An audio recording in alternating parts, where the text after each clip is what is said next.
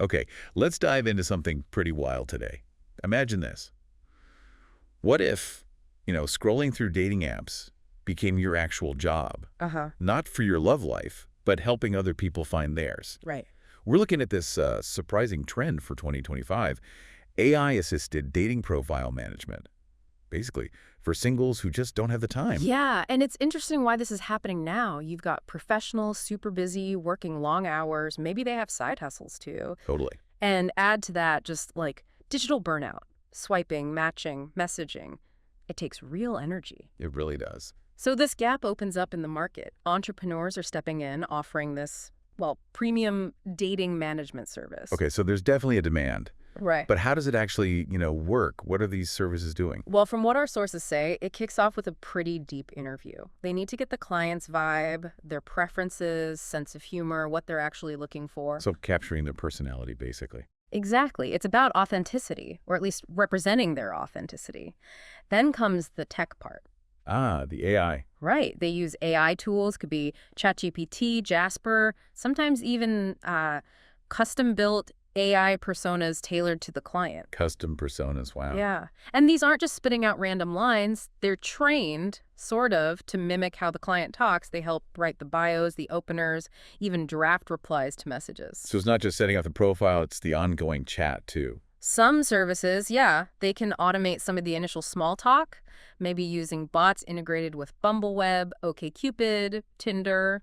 Like a virtual dating assistant? Kind of, yeah. But importantly, usually with a human overseeing it, making sure it sounds right, refining things. It's about getting past that initial, often tedious back and forth. Okay, got it. So what does this kind of service cost? I imagine it's not cheap. You're right. It's definitely an investment. Prices seem to range from, say, $200 up to maybe $1,000 a month. Depends on what's included. And what is included typically? Things like ghost messaging, where the manager handles the replies. Also, big focus on optimizing the profile itself.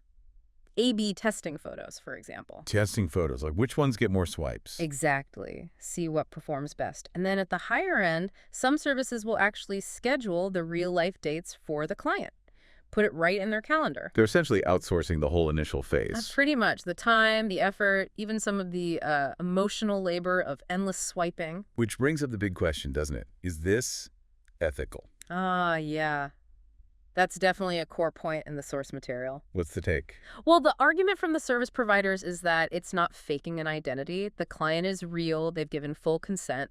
The idea is just to streamline things, cut through the noise, avoid those awkward hey messages that go nowhere.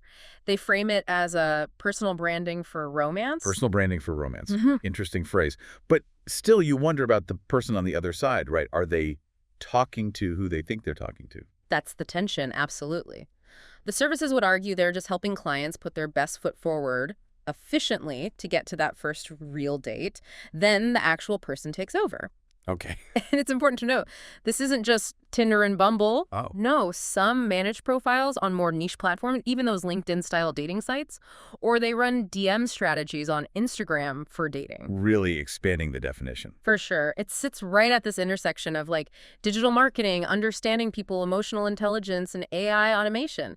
It can be quite a profitable niche if you've got the skills. So wrapping this up, what's the main takeaway for 2025? The big idea seems to be this. Love is becoming data, romance is getting optimized, and swiping. Well, swiping is being outsourced. It's unconventional, low cost for the provider to start, potentially, and taps into a really high demand. It's definitely changing the landscape. Which leaves us with something for you, the listener, to think about.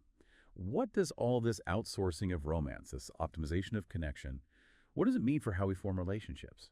And maybe how does it change your own view of connection in our very digital world?